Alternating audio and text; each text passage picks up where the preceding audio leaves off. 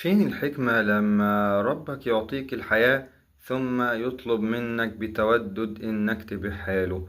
فين الحكمة من كده؟ مش ليه كده؟ ممكن يكون ما الحكمة عشان أقول لك.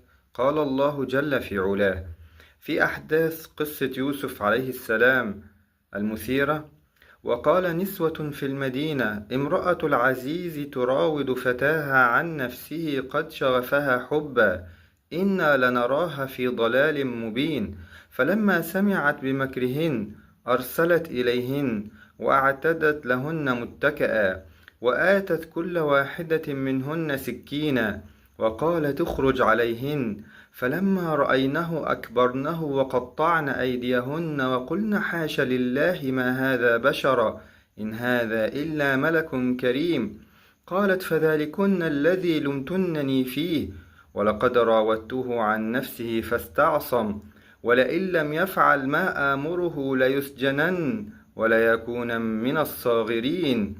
فالله جل وعلا خلق يوسف وأعطاه الجمال، ثم قدر بعد كده إن هو يؤخذ من أبيه وهو صغير فيلقى في البئر، ثم بعد كده ابتلاه بهؤلاء النسوة وبمكرهن كل ده.